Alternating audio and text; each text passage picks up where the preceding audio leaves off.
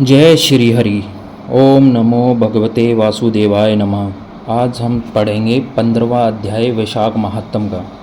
सूर्तदेव जी बोले, हे राजन, मधुसूदन भगवान के प्यारे पापनाशक वैशाख महात्म का फल और भी सुनाओ।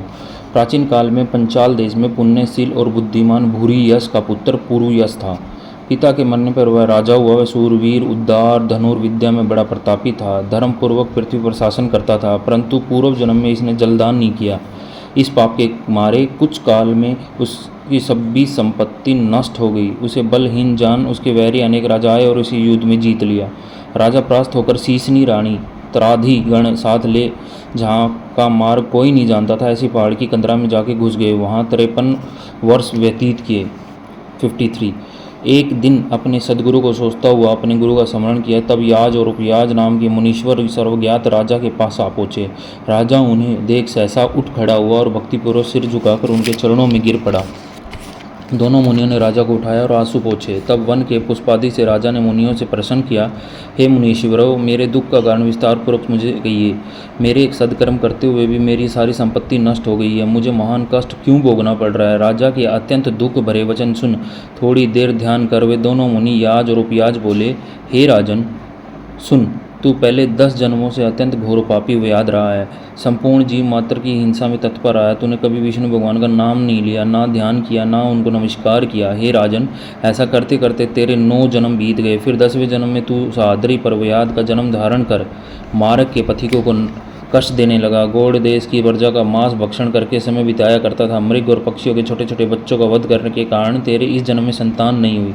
तूने विश्वघात किए, इसी से तुझे सहोदर भाई नहीं मिले। मार्ग में यात्रियों को घोर कष्ट देने से तेरे मित्र नहीं हैं। साधुओं का तिरस्कार करने से तेरे शत्रुओं ने पराजित किया। कभी दान नहीं किया, इस दोष से तेरे घर में दरिद्रता आई। सदा उद्योग कराने से तुझे देश निकाला हुआ। सबका हित करने से तुझे अत्यंत दुख भोगने पड़े। सदा क्रूर कर्म करने से भोजन भी नहीं मिलता। इन सभी कर्मों के द्वारा इस जन्म में तेरा राज्य छिन गया। अब हम तेरे सतकुल में जन्म लेने का कारण बताते हैं। जब 10वें जन्म में तू गौड़ देश में था, तब पथिकों को बड़ा कष्ट दिया जाता था। एक दिन कंटक में वन में 2 वेश्य और कर्षण नामक मुनि वहाँ आए, जिनमें से एक वेश्य को तूने मार डाला और उसका सब धन छीन लिया। दूसरा अपनी जान बचा अपने धन को कहीं लात पत्रों में फेंक गया। और कर्षण मुनि भी अपनी मृत्यु के डर से धूप में भागे तो तृष्णा और धूप से व्याकुल मूर्छित होकर गिर पड़े। तब तूने वैश्य धन कहाँ पटक गया, यह जानने के लिए कर्षण मुनि के कानों में फूंक मारी और कृमि और कीचड़ मिले हुए गड्ढे के जल से उनके नेत्र धोए, पंखे से हवा करने लगे। तब मुनि ने स्वश्चित होने पर तेरे पूछने पर वैश्य का धन पेड़ों में फेंक कर भाग जाने की बात कही। तब तू मुनि को सुखपूर्वक चले जाने को कहकर गहन वन में चला गया। यद्यपि तूने अपने कार्य सिद्धि के लिए मुनि की रक्षा की थी, तब भी उस पुण्य के प्रभाव से तेरा जन्म महापुण्यान विशाल राजवंश में हुआ। अब ये तेरी इच्छा सुख, राज्य, सायुज्य, मुक्ति आदि प्राप्त करने की है, तो इस माधव नाम के विशाख मास में और अक्षय तृतीया के दिन ब्याई गो ब्राह्मण को दान दे। समी छत्री प्रतिमा दान कर, प्याऊ लगावा, स्नान कर, माधव भगवान का पूजन कर। इन वैशाख तो धर्मों के करने से तेरी विजय होकर साम्राज्य की प्राप्ति होगी। सब सुख भोगेगा और अपने सम्मान पुत्र प्राप्त करेगा। तब सब लोग तेरे वश में हो जाएंगे। साथ ही विष्णु भगवान के साक्षात दर्शन होंगे। ऐसे कुल पुरोहित दोनों ब्राह्मण याज उपयाज राजा को समझाकर अपने अपने घर चले गए। तब राजा ने अपने पुरोहितों की आज्ञा की सुनकर अपनी बची हुई सेना को संग ले अपने संपूर्ण कुटुंब सहित पंचाल नगरी में प्रवेश किया और वैशाख के सब धर्मों का पार करने लगा।